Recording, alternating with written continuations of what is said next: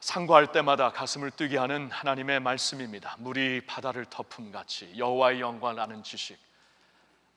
그날이 북한 땅에도 이슬람 땅에도 충만하게 바다처럼 덮는 그날 반드시 올 줄로 믿습니다. 감사합니다. 귀한 찬양 감사합니다. 여러분, 우리는 지난주 예수님께서 회중들에게 마지막으로 전하신 말씀을 같이 상고를 했습니다. 요한복음 기록서에 보면은 이제 예수님께서 이후로는 제자들과 함께 프라이빗 세팅으로 가십니다. 제자들과 함께 프라이빗하게 모이셔서 그들에게 마지막으로 권면해 주시는 말씀, 십자가를 지시기 전에 제자들에게 당부해 주실 말씀이 있기 때문에 이제 이후로는 예수님께서 제자들과 그 마지막 만찬을 나누시며 프라이빗 세팅에서 나누시고자 하는 말씀의 장소로 이제 주님은 가시게 됩니다.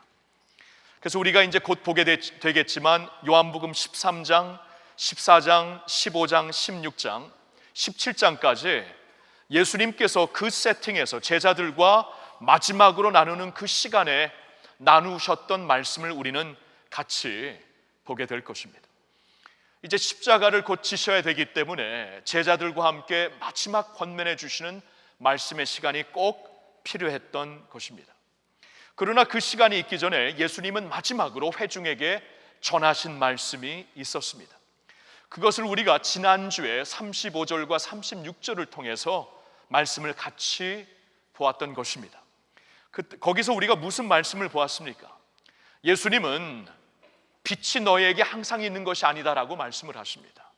당신을 가리켜 말씀을 하시는 것인데 빛으로 오신 주님께서 항상 너희와 함께 있는 것이 아니기 때문에 빛은 언젠가 지나가기 때문에 지금 믿는 자들이 되어라, 믿는 사람들이 되어라 하고 권면하시는 말씀을 우리가 들을 수 있었습니다. 믿는 사람들이 되어서 빛의 자녀들처럼 살아라. 이 세상에서 예수 그리스도를 믿음으로 말미암아 하나님의 빛을 발휘하는 하나님의 백성들처럼 이제 살라고 예수님께서 권면하시는 말씀을 들을 수 있었습니다. 오늘 본문은 그 말씀과 이제 그 연결이 되는 말씀이 됩니다. 오늘 본문에서는 사도 요한이 이제 코멘트를 하는 것입니다. 물론 이렇게 사도 요한이 코멘트를 한다고 그 사도 요한이 나름대로 자기의 생각을 이렇게 쓴 것이 아니고, 물론 하나님께서 그를 사도로 지적하여 하나님의 말씀을 쓰게 하셨을 때는 성령님의 감동이 있었거든요. 성령님의 인스피레이션이 있으셨기 때문에 성령님으로 말미암아 이제 그 코멘트를 쓰게 되는데, 사도 요한은 여기서 이렇게 예수님께서 마지막 순간까지 믿는 자들이 되어라, 빛이 지나가기 전에 빨리 빛의 자녀들이 되어라라고 말씀을 하시는데도 불구하고 그들이 왜 믿지 못하였는가를 오늘 본문을 통해 알려주시고 있는 것입니다. 39절에 보면은 그들이 능히 믿지 못한 것은 이라고 말씀이 나와 있죠. 왜 그들이 능히 믿지 못하였던 것인가 설명을 하고 있는 것입니다. 여러분, 요한에게는 이것처럼 안타까운 일이 없었을 것입니다. 자기의 민족, 자기의 동족이 메시아로 오신 예수님을 영접하지 못하고 있는, 믿지 못하고 있는 이 상황을 보면서 얼마나 가슴이 아팠을까요? 사실 요한복음 1장을 열면서도 요한의 그 안타까움을 우리는 볼 수가 있었습니다. 1장 7절부터 9절에 다음과 같은 말씀이 있죠. 참 빛 곧 세상에 와서 각 사람에게 비추는 빛이 있었나니 그가 세상에 계셨으며 세상은 그로 말미암아 지은 바 되었으되 세상이 그를 알지 못하였고 자기 땅에 오매 자기 백성이 영접하지 아니하였으나. 자기 백성에게 빛이 오셨다는 것입니다. 예수님은 그 누구보다도 이스라엘 백성들을 먼저 찾아오셨는데 자기 백성에게 오셨지만 자기 백성이 그를 영접하지 못하였다는 것입니다. 이 안타까움을 사실 요한은 가슴에 새기면서 이 안타까움으로 하나님 앞에 부르짖으면서 요한복음서를 썼다고 해도 과언이 아닐 것입니다. 자, 그러면 나름대로 이제 성령의 감동을 받고 요한이 깨달음을 받게 됩니다. 왜 그들이 믿지 못했던 것인가? 왜 예수님은 당신의 백성들에게 이렇게 찾아오셨는데 빛으로 오셨는데 빛으로 오신 예수님을 받아들이지 못했던 것인가? 성령님이 주시는 대답을 이제 사도 요한은 오늘 본문에서 쓰고 있는 것입니다. 이제 본문 말씀을 보면은 특별히 이사야 선지, 700년 전에 이사야 선지를 통해 예언하셨던 말씀을 인용하여 거기서 이제 우리에게 대답을 주고 있는 것입니다. 저들이 능히 예수님을 믿지 못했던 이유는 이것이다라고 대답을 하는 것입니다. 자, 저와 여러분은 오늘 이 말씀을 통해 우리에게 주시는 말씀은 무엇인가? 오늘날 저들이 믿지 못한 이유는 이것이다라고 주시는 말씀이 오늘날 우리에게 주시는 교훈이 무엇인가? 우리도 마음 문을 활짝 열고 이 메시지를 깊이 생각할 수 있어야 합니다. 왜 그들이 믿지 못하였는가? 첫째로는 그들이 믿을 수 있는 능력이 없었기 때문입니다. 그들에게 믿을 수 있는 능력이 전혀 없었다는 것입니다. 그냥 스트레이트로 말을 한다면 그들이 믿지 못한 것은 믿을 수가 없었기 때문이에요. 믿을 수 있는 어빌리티가, 능력이 그들에게 없었다는 것입니다. 이것을 우리가 어떻게 알 수 있냐 하면은 사도 요한이 여기서 인용하고 있는 첫 번째 이사야의 예언의 말씀을 통해 알 수가 있습니다. 자, 37절을 먼저 다시 봅니다. 이렇게 많은 표적을 그들 앞에서 예수께서 행하셨으나 그를 믿지 아니하니 이는 선지자 이사야의 말씀을 이루려 하심이라. 이르되 주여 우리에게서 들은 바를 누가 믿었으며 주의 팔이 누구에게 나타났나이까 하였더라. 여러분, 여기서 이사야의 말씀을 인용하고 있는데 요한이 여기서 인용하고 있는 말씀은 이사야 53장 1절의 말씀입니다. 여러분, 이사야 53장은 구약 성경 중에서도 굉장히 알려진 말씀입니다. 한 장입니다. 왜냐하면 이사야 53장에 이제 장차 오실 하나님의 메시아가 어떻게 고난을 받게 될 것이고 그의 고난으로 말미암아 우리가 어떻게 나음을 입고 살게 될 것인가를 설명해 주시는 그 메시아의 고난장이기 때문에 이사야 53장은 굉장히 알려진 말씀입니다. 우리가 구약 성경을 많이 모른다고 해도 아마 53장에 다음과 같은 말씀은 많이 접했을 것입니다. 4절부터 6절의 말씀이 다음과 같은데 우리 한번 같이 읽어보겠습니다. 그는 실로 우리의 질고를 지고 우리의 슬픔을 당하였거늘 우리는 생각하기를 그는 징벌을 받아 하나님께 맞으며 고난을 당한다 하였노라. 그가 찔림은 우리의 허물 때문이요 그가 상함은 우리의 죄악 때문이라. 그가 징계를 받음으로 우리는 평화를 누리고 그가 채찍에 맞음으로 우리는 나음을 입었다. 우리는 다 양 같아서 그릇 행하여 각기 제 길로 갔거늘 여호와께서는 우리 모두의 죄악을 그에게 담당시키셨도다. 아멘. 여러분, 이 말씀을 우리가 많이 접했을 것입니다. 특별히 이제 고난주가 되면은, 예수님의 십자가 고난주가 되면은 교회에서 가장 많이 인용하는 말씀이 53장, 이사야 53장 4절부터 6절이기 때문에 구약 성경을 많이 모를지라도 저 말씀은 아마 많이 접했을 것입니다. 놀라운 것은 예수님이 탄생하시기 700년 전에 하나님께서는 이렇게 자세한 예언의 말씀으로 메시아 예수 그리스도의 사역을 우리에게 설명을 해주셨다는 것입니다. 그가 오시어서 어떠한 사명을 감당하게 될 것인가, 그가 우리를 위해 찔림으로 말미암아, 그가 상함으로 말미암아 우리가 나음을 받게 되고 우리가 낫게 되고 하나님께서 우리의 모든 죄를 당신의 어린 양 그분에게 옮기셨기 때문에, 그분에게 옮기셔서 그가 대신 십자가에 달려 죽으셨기 때문에 그로 말미암아 우리가 이제 살 길을 얻게 된 것이다. 하나님께서는 700년 전에, 예수님이 오시기 700년 전에 이사야 선지를 통해 자세하게 메시아 예수 그리스도의 사명을 우리에게 설명해 주셨던 것입니다. 자, 바로 이 53장, 이사야 53장에 이 53장을 여는 첫 번째 구절 1절의 말씀이 오늘 바로 사도 요한이 처음으로 인용한 말씀이라는 것입니다. 우리가 전한 것을 누가 들었고 여호와의 팔이 행하신 일을 누가 보고 알았느냐 하며 그는 말을 하고 있습니다. 이게 53장 1절의 말씀이에요. 그 무슨 말입니까? 하나님은 이렇게 그 메시아, 장차 오실 메시아에 대해 정확하게 미리 예언을 통해 말씀을 해주시는 것인데, 이 여호와의 팔이 이루시는 이 크신 일을 누가 보고 알았고 이 메시아에 대해 선포하게 하시는, 사자들을 통해 계속 선포하게 하시는 하나님의 말씀을 누가 들어 깨달았느냐 질문을 하면서 53장이 시작이 된다는 것이에요. 거기에 그 질문의 대답은 아무도 몰랐다는 것이죠. 누가 보았느냐? 아무도 못 보았습니다. 누가 들어서 알았느냐? 아무도 알지 못했다는 것입니다.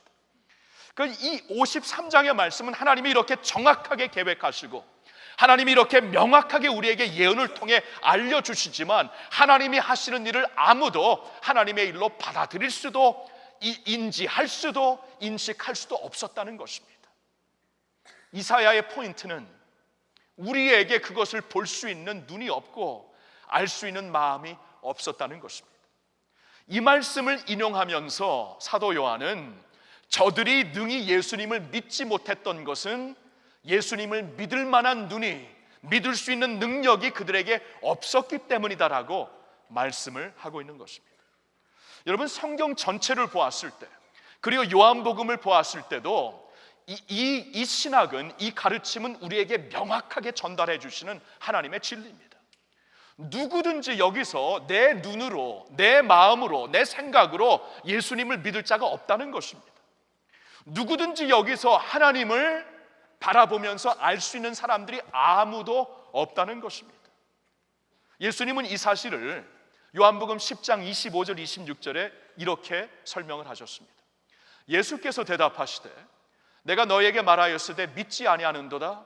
내가 내 아버지의 이름으로 행하는 일들이 나를 증거하는 것이거늘 너희가 내 양이 아니므로 믿지 아니하는도다. 예수님의 포인트가 뭡니까? 예수님이 이 세상에 오셔서 하나님의 아들로 오셔서 아무리 하늘의 진리를 선포할지라도, 아무리 하나님의 영광스러운 메시지를 전할지라도 아무도 들을 수도 알 수도 없다는 것이에요. 그 이유는 너희가 내 양이 아니기 때문에. 여러분, 이 말씀은 팔레스타인 문화권에 있는 사람들은 금방 이해할 수 있는 말, 캐치할 수 있는 말씀입니다. 너희는 내 양이 아니기 때문에 내가 무슨 말을 해도 들을 수가 없다. 이게 무슨 말이냐 하면은요, 여러분, 양들은요 자신의 목자의 음성만 듣게 되어 있습니다. 누가 와서 아무리 큰 목소리로 외칠지라도 그 사람의 목소리는 들을 수 있는 DNA가 없습니다. 목자에게만 귀가 쏠려 있는 것입니다.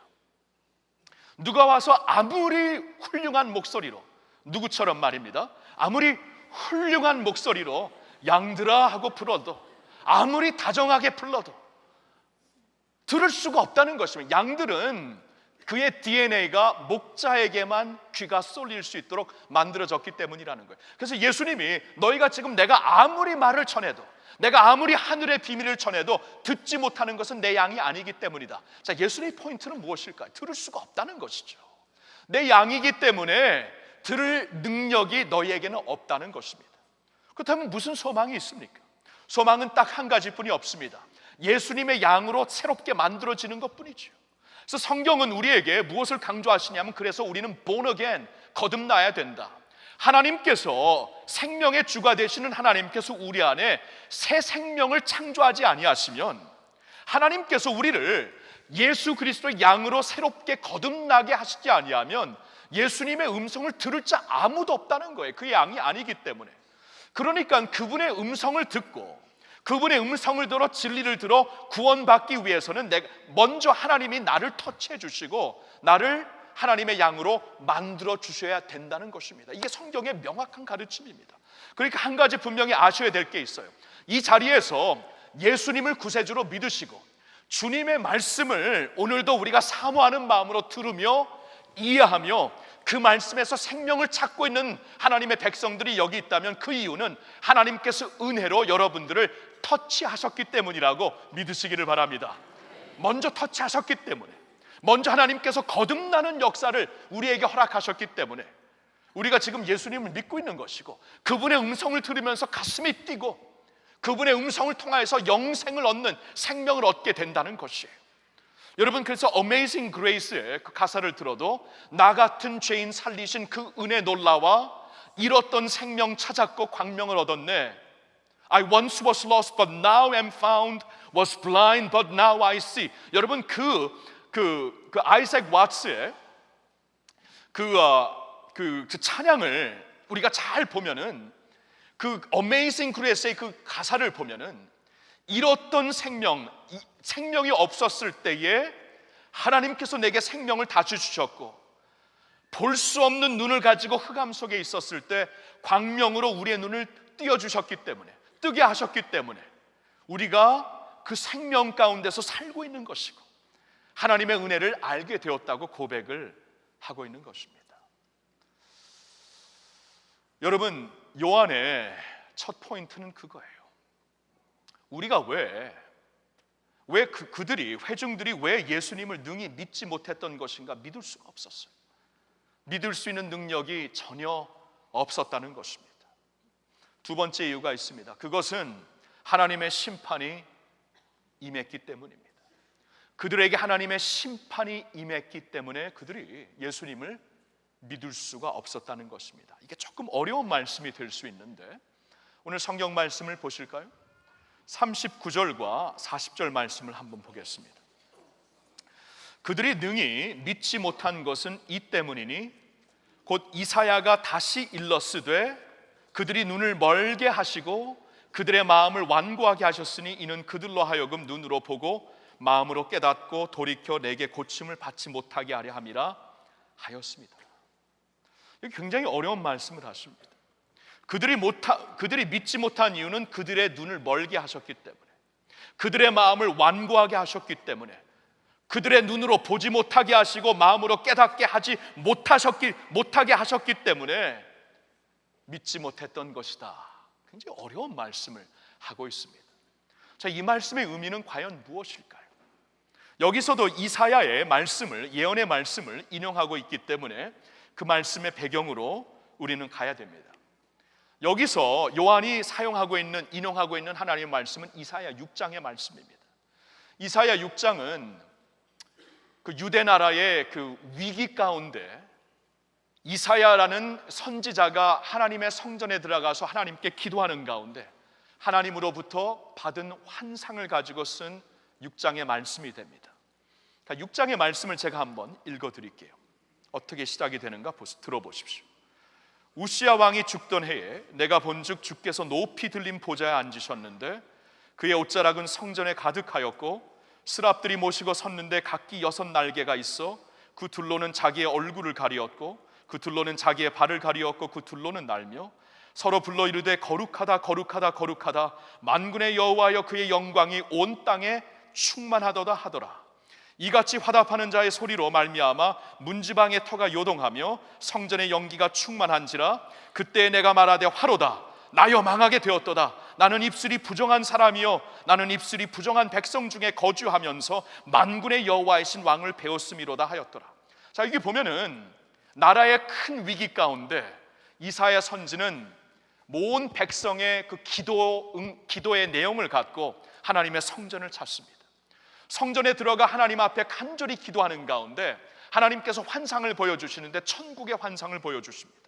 그 천국을 보니까 말로 감히 표현할 수 없는 하나님의 영광이 보입니다. 하나님의 영광이, 그 보좌에 앉으신 하나님의 영광이 보이는데 그 영광을 둘러싼 스랍들이 두 날개로는 날며 둘 날개로는 얼굴을 가리며 둘 날개로는 다리를 가리면서 하나님을 향하여, 주님을 향하여 거룩하시다 거룩하시다 거룩하시다 하면서 계속 찬양을 드리는 그러한 환상을 보게 되었다는 것입니다. 바로 그때에 이사야는 두려움에 빠지기 시작합니다.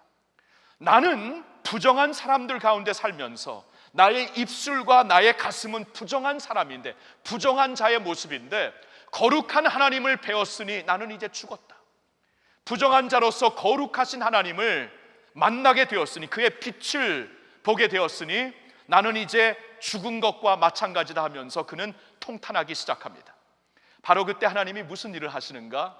이사야 6장 6절부터 이런 말씀이 있습니다.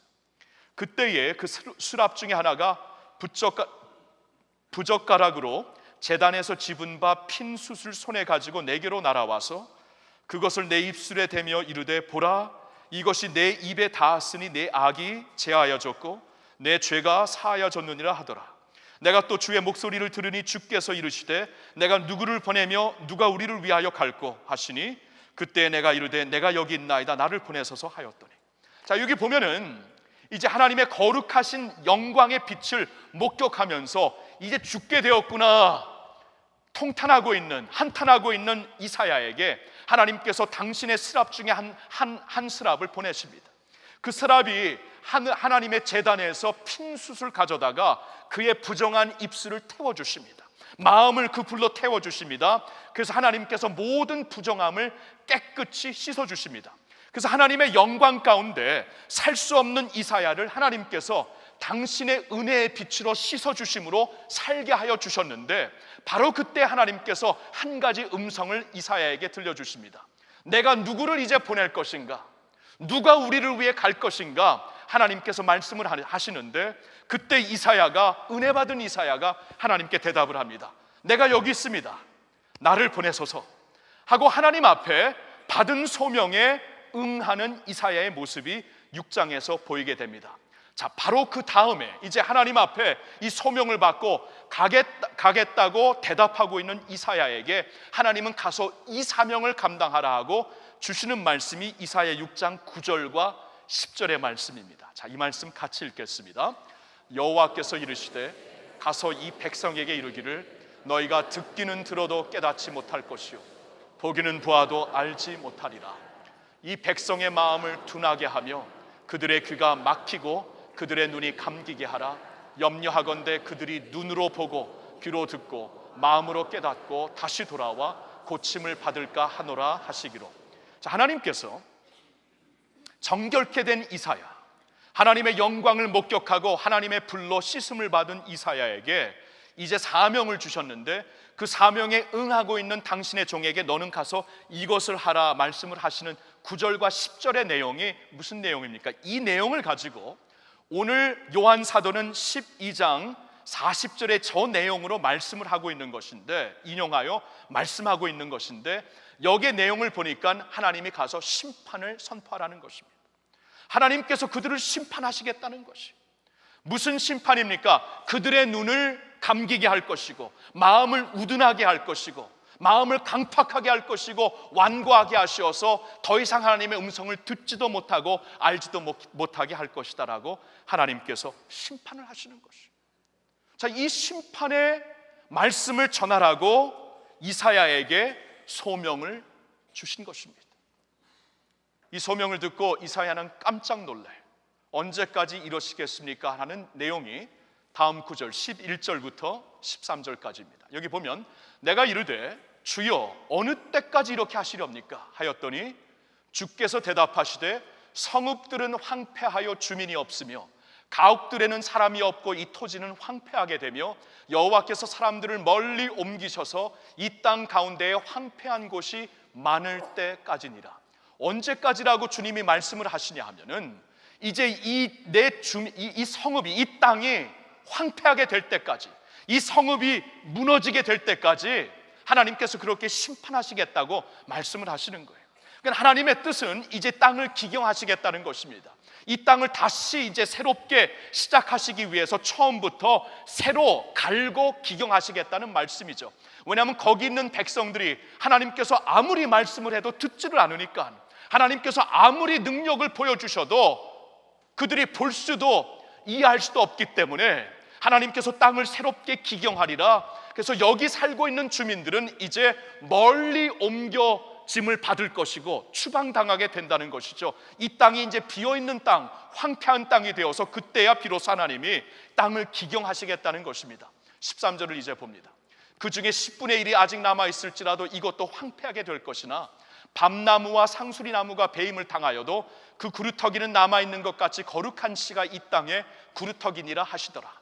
하나님께서 이제 이런 말씀을 하시는 거예요. 이 땅의 모든 나무들이 베어짐을 받을 것 같이 이 땅이 이제 황폐하게 될 것인데, 나무가 베어지게 될지라도 구루터기는 남아있지 않던가. 구루터기를 살리시겠다는 거예요.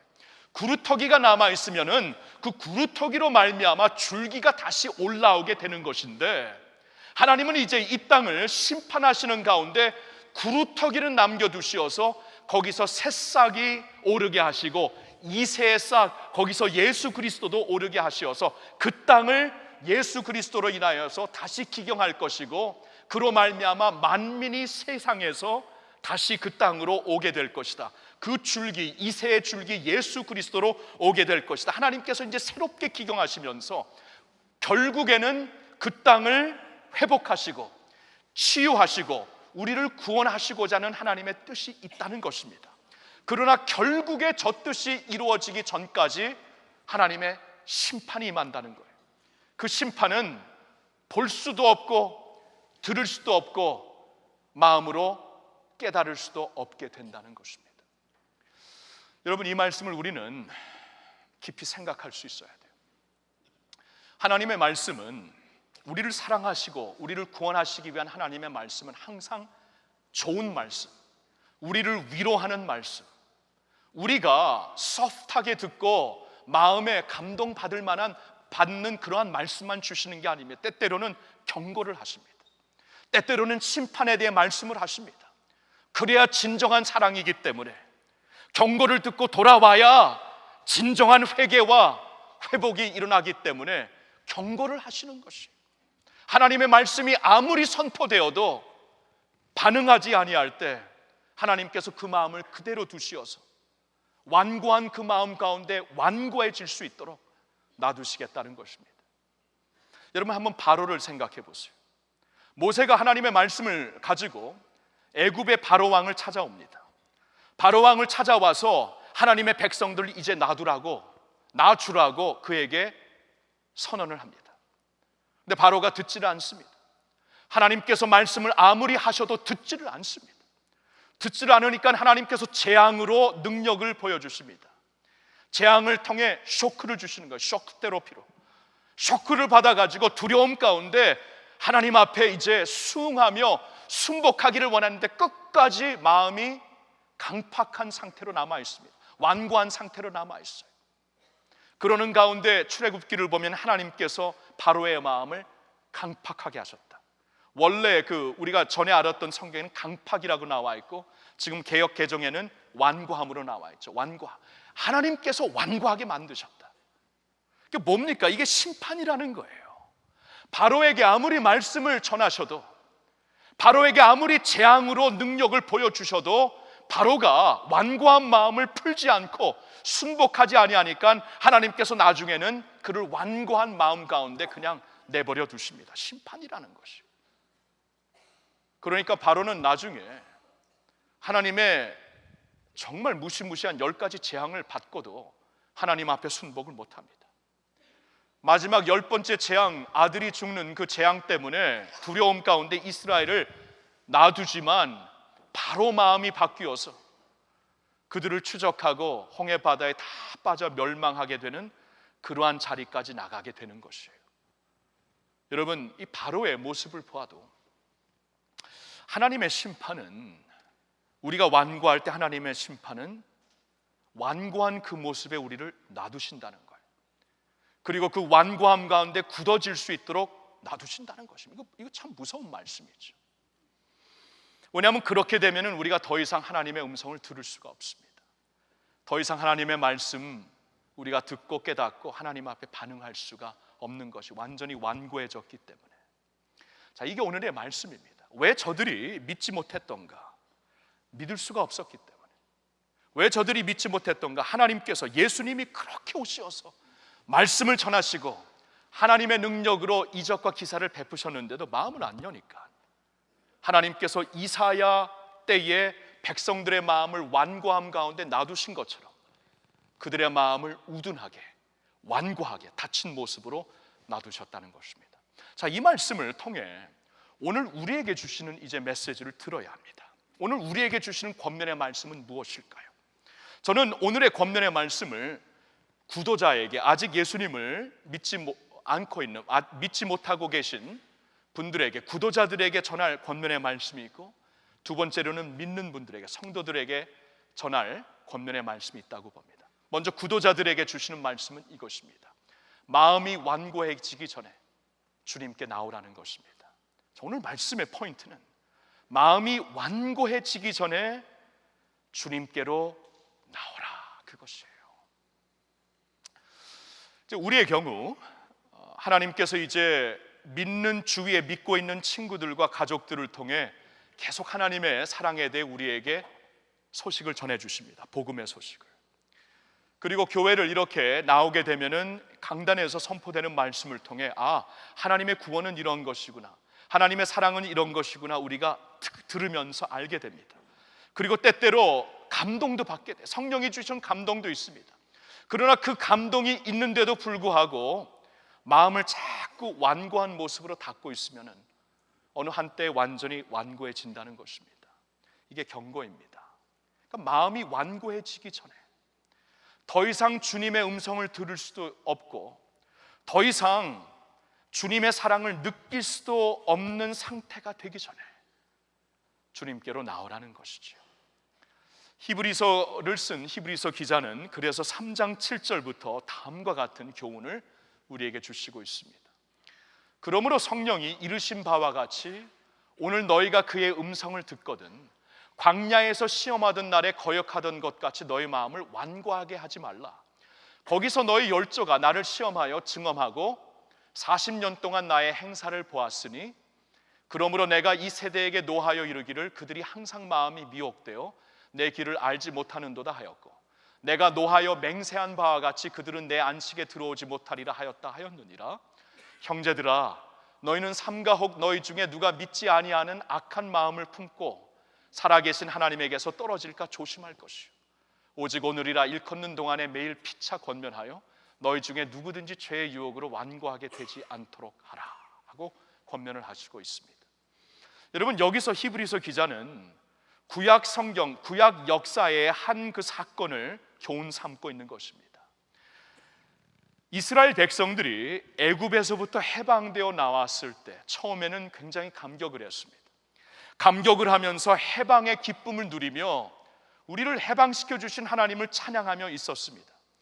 그러나 이 광야의 생활이 점점 길어지면서 그들의 마음은 원망하기 시작했습니다. 불만이 쌓이기 시작했습니다. 하나님을 시험하기 시작했습니다. 마음이 점점 완고해지기 시작했습니다. 그러한 백성들에게 하나님은 계속 하늘에 만나를 내려주시고 바위에서 반석에서 샘물이 쏟아져 나오게 하시고 많은 기적을 통해서 함께 하시는 하나님, 불기둥과 구름기둥으로 그들을 사막을 여행하는 가운데 지켜주시는 하나님의 임재가 있었는데도 불구하고 계속 그 불만과 원망과 하나님을 유혹하는 그러한 시험이 그들 마음속에서 사라지지 않았을 때 결국에 그들은 하나같이 다 하나님의 은혜의 품에 안기지 못하고 약속의 땅에 들어가지 못하고 다 광야에서 죽게 됩니다. 이것을 교훈 삼아 히브리서 기자는 오늘 우리에게도 말씀해 주시는 것입니다.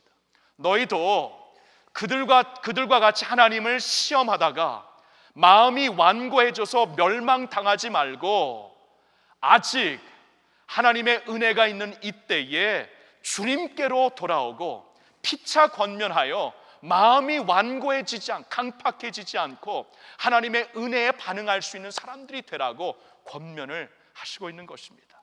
그래서 13절 말씀을 다시 한번 보겠는데 우리 한번 같이 읽어보겠습니다. 오직 오늘이라 일컫는 동안에 매일 피차 권면하여 너희 중에 누구든지 죄의 유혹으로 완고하게 되지 않도록 하라. 여기 포인트는 이겁니다. 오늘, 아직 오늘이 있을 때, 아직 우리의 마음이 완고하게 닫히기 전에, 아직 하나님께서 은혜로 우리를 부르시고 있는 이때에 아직도 지금은 은혜 받는 날이라 구원의 날이라고 말씀하시고 있는 오늘이 지나가기 전에 피차 권면하여 죄의 유혹으로 완고하게 되지 않고 그 은혜의 품에 안길 수 있는, 주님의 품에 안길 수 있는 백성들이 오늘 되어라 하고 권면을 하고 있는 것입니다. 여러분, 제가 1974년도 부모님을 따라 이민을 갔을 때는 우리나라에 통행금지가 있었습니다. 자정 0시가 되면 사이렌이 울렸습니다. 그때 길거리에 있으면 파출소로 끌려갔습니다. 그러니까 그때는 통행금지가 0시 사이렌이 울리기 전까지 차를 탔어야만 됐습니다. 차를 타고 빨리 집으로 돌아갔어야만 되어요. 아무리 분주하고 아무리 정신 없었어도 막차는 타야만 됐습니다. 막차를 타고 반드시 집에 돌아가야 되는데 사이렌이 울리면 너무 늦는다는 거예요. 저는 그때를 생각하며 오늘 하나님께서 주시는 권면의 말씀이 그게 아닌가. 오늘은 하나님께서 은혜로 우리를 부르시고 있습니다. 오늘 이 자리에서 하나님께서 은혜의 음성으로 여러분들 마음속에 감동도 주시고 깨달음도 주시고, 아, 그런 게 하나님의 은혜이구나, 하나님의 복음이구나 알게도 하셨습니다. 아직은 마음이 우둔해지지 않았습니다. 아직은 들을 수 있는 귀가 있습니다. 아직은 볼 수 있는 눈이 있습니다. 그러면 그날이 지나가기 전에, 아직 은혜의 문이 열려 있을 때에, 완고해지는 그날이 오기 전에, 사이렌이 울리기 전에 주님께로 빨리 돌아올 수 있기를 예수님의 이름으로 축원합니다. 이건 협박이 아니고 하나님의 경고의, 사랑의 경고입니다. 그렇게 되는 것이 현실이기 때문에 마음이 완고해지기 전에, 아직까지 은혜의 음성으로 우리의 가슴을 터치하고 있을 때 주님께로 오라는 것입니다. 이것이 구도자 여러분들에게 주시는 오늘의 말씀의 가르침이라면, 믿는 자들에게 주시는 가르침도 있습니다. 그것은 주님의 영광 가운데 사시라는 것입니다. 주님의 영광 가운데 사시라. 왜냐하면 오늘 41절을 보니까 이런 코멘트가 있습니다. 이사야가 예수님의, 주님의 영광을 보았기 때문에 이렇게 말한 것이다. 41절이 그 말씀이 있죠. 이사야가 왜 53장을 통해 그런 말씀을 아무도 믿지 아니하였다, 또 6장을 통해 이렇게 우둔하여지고 마음으로 믿지 못하는 자가 되었다, 왜 이렇게 말을 했던 것인가? 이사야가 그때에 주님의 영광을 보았기 때문이다 라고 말을 하고 있는 것이에요. 주님의 영광 무엇입니까? 아까 우리가 이사야 6장에서 보았지만 말로 다 표현할 수 없는 하늘의 보좌에서 보여진 영광이었습니다. 하늘의 보좌에 보니까 홀로 드높임을 받고 계신 예수님이 계십니다. 그의 옷자락은 온 세상을 가득 채웠다고 합니다. 그 앞에 다른 신, 다른 권세자가 없다는 것입니다. 그를 향하여 천군 천사들은 끊임없는 목소리로 거룩하다, 거룩하다, 거룩하다 찬양을 드리고 있습니다. 찬양을 받으시기에 합당하신 분이라는 것이에요. 그분의 성품, 그분의 모습은 거룩하고 거룩하신 성품이라고 우리에게 알려주시면서, 이사야가 그때 보았던 영광은 주님의 영광, 그 말로 표현할 수 없는 천군 천사들이 끊임없는 찬양으로 회답할 수밖에 없는 하나님의 영광이었다는 것입니다. 다른 사람들은 못 보았지만 이사야는 보았다는 것입니다. 마찬가지로 오늘날 우리가 이사야처럼 믿는 자들이 되었다면, 그 이사야 시대에 볼 수도 알 수도 없는 무리 중에 하나가 아니라, 이사야처럼 하나님께서 은혜를 주시고 당신의 양으로 만들어 주시어서 하나님의 영광을 알고 예수 그리스도를 믿을 수 있는 은혜를 주셨다면, 그 이사야처럼 그의 영광을 보고 살 수 있는 특권이, 영광이 우리에게 주어졌다는 것이에요. 여러분 42절 43절을 보면 이 영광을 보지 못했던 사람들이 거기 나옵니다. 거기 무슨 말씀이 있습니까? 오늘 그 사도 요한은 이런 말씀을 하고 있죠. 42절 말씀을 보니까, 그는 그러나 관리 중에도 그를 믿는 자가 많되 적지 않았으되 바리새인들 때문에 드러나게 말하지 못하니 이는 출교를 당할까 두려워함이라. 그들은 사람의 영광을 하나님의 영광보다 더 사랑하였더라, 이렇게 말하고 있지 않습니까? 그러니까 그 당시에 회중들 중에서, 관리인들 중에서 믿는 자들이 적지 않았지만 다만 그들은 하나님의 영광보다 사람의 영광을 더 사랑했다는 것이에요. 하나님의 영광을 못 보았던 것입니다. 하나님의 영광을 알지 못했다는 것입니다. 그래서 그들은 사람들을 두려워했습니다. 출교당할까 봐 두려워하여서 예수님을 마음껏 고백하지 못하고 그런 모습으로 살았다는 것이에요. 이것이 진정 믿음인지 아닌지 이것은 오직 하나님만 아시지만, 분명한 것은 그들이 믿는다고 하였지만 이것은 머리로 믿는 것이었습니다. 이것은 그냥 소극적으로 믿는 것이었습니다.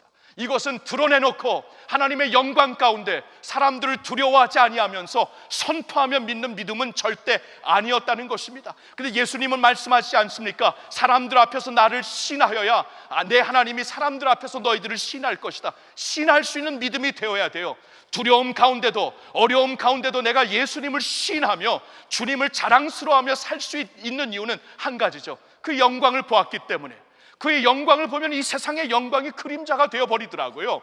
하나님의 영광을 보는데 하늘에 홀로 높임을 받으시고 찬양을 받으시고 있고 영원토록 거룩하다 거룩하다 천군 천사들의 찬양을 받고 계신 주님의 영광을 보았는데, 어찌 그 영광을 세상의 영광과 바꿀 수 있겠습니까? 예수님은 누구이십니까? 그 영광 가운데서 우리를 사랑하시어서 이 세상에 오시어서 나와 여러분들을 위하여서 십자가에 달려 죽으신 분이고, 그분은 죽으신 지 사흘 만에 사망 권세 이기시고 부활하신 분이고, 부활하신 다음에 승천하시어서 하나님 우편에 앉아 계시다가 저리로서 때가 되면은 산자와 죽은 자를 심판하러 오시는 예수 그리스도 영광스러운 주님이 되시는 줄 믿습니다. 성경은 그를 가리켜 알파와 오메가, 처음과 마지막이라고 우리에게 말씀을 하십니다. 그를 가리켜 그는 기묘자 모사라, 원더풀 카운슬러, 영존하시는 아버지라, 전능하시는 하나님이라, 평화의 왕이라고 선포를 하고 있습니다. 예수님을 가리켜 그는 완벽한 주, 그 앞에 그의 영광과 비교될 자,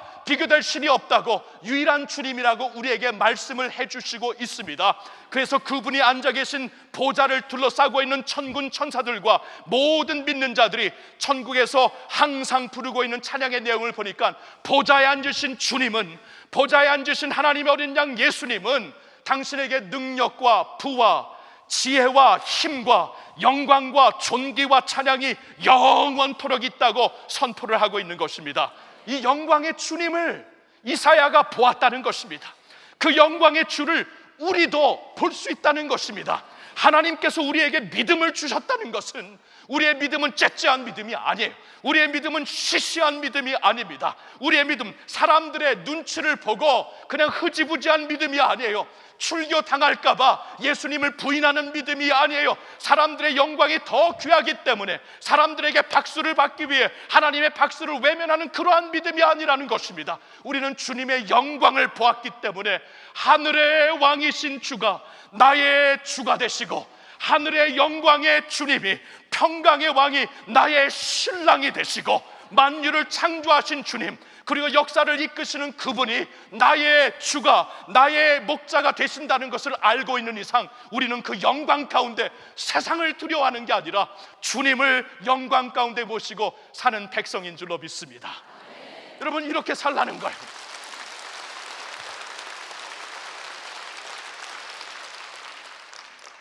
여러분, 하나님은 우리를 작게 만드시고 우주를 광대하게 만드셨습니다. 왜 그러셨을까요? 작은 자들로서 우주를 보라는 것입니다. 광대한 우주를 보라는 것입니다.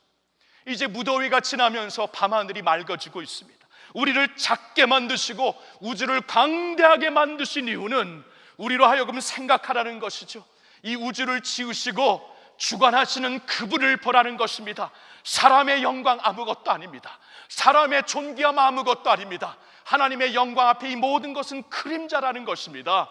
그 하나님, 이사야가 보았던 예수 그리스도의 영광, 그 주님이 나의 주라는 것을 깨닫고 주님의 영광 가운데 사시며 그 영광을 선포하시며 예수님의 이름을 드높이시며 찬양하시며 영광 가운데 세상을 두려워하지 않고 이 아픔과 어려움과 세상의 어떠한 유혹과 시험 가운데서도 주님의 영광으로 승리하시는, 그 영광을 만끽하며 능히 이기시는 여러분 모두가 될 수 있기를 우리 주 예수님의 이름으로 축원합니다. 기도하겠습니다.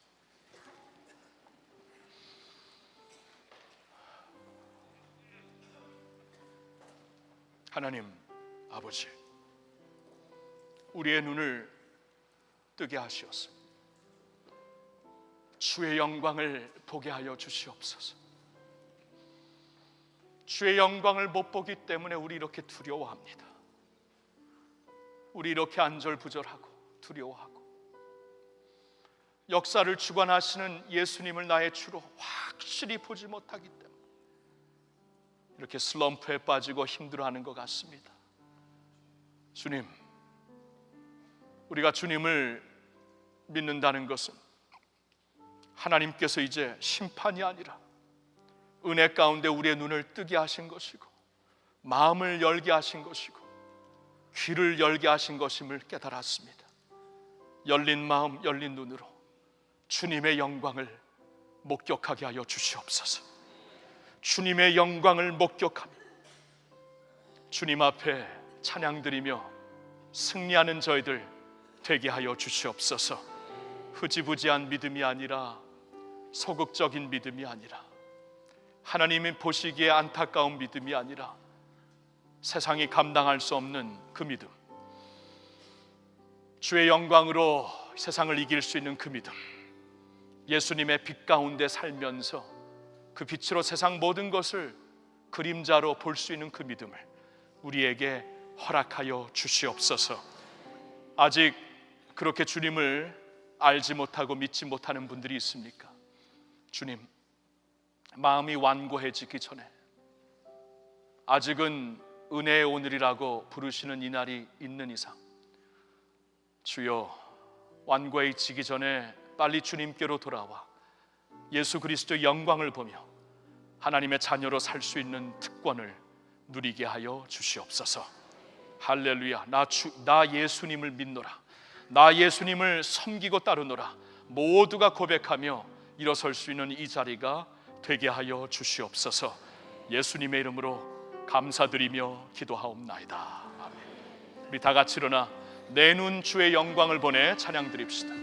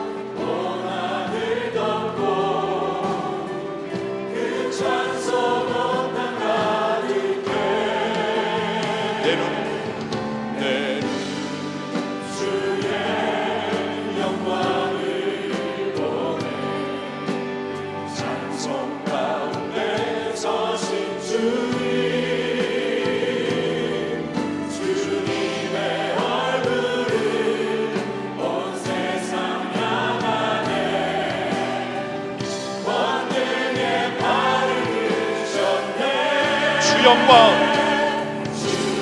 영광 이곳에 가득해 우리 선에 주님과 함께 찬양하며 우리는 전진하리 모든 열방 주 볼 때 내 눈 주의 영광을 보내 내 눈 주의 영광을 보내 우리 가운데 계신 주님 그 빛난 영광 온 하늘 덮고 그 찬송 온 땅 가득해 내 주의 영광을 보내 찬송 가운데 서신 주님 주님의 얼굴을 온 세상 향하네 권능의 팔을 드셨네. 아멘. 우리 두 손을 높이 들고 찬양합시다. 주의 영광, 주의 영광 이곳에 가득해 우린 선에 주님과 함께 찬양하며 우리는 전진하리 모든 열방 주를 하늘 아버지, 우리를 새롭게 하소서. 하늘 아버지 우리 새롭게 하사 열방 중에서 주를 섬기게 하소서 모든 나라 일어나 찬송 부르며 영광의 주님을 보게 하소서 주의 영광 이곳에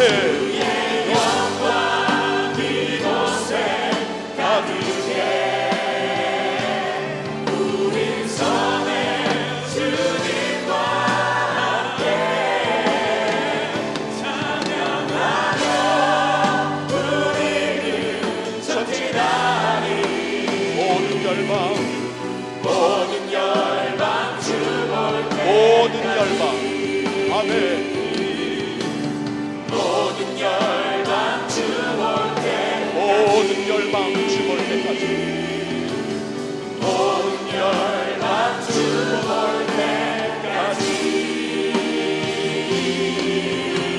주님을 찬양합니다. 할렐루야. Thank you, Lord. Thank you, Lord. 지금은 그 보좌에 앉으사 영원부터 영원까지 영광을 받으시고 계신 우리의 목자, 우리의 신랑, 우리의 머리 되신 예수 그리스도의 은혜와 그 독생자를 아끼지 않고 우리에게 보내주심으로 인하여 우리가 구원받고 완악한 우리들이 구원받고 주님의 자녀가 되게 하신 하나님 아버지의 그 놀라우신 사랑과 오늘도 이 영광을 바라보는 가운데 주님을 믿고 따르고 승리하게 하시는 성령님의 교통하심이 여기 나와 예배하는 모든 주의 백성들 위해, 북한에 있는 형제 자매들 위해 이제로부터 영원토록 함께하여 주시옵기를 간절히 축원하옵나이다.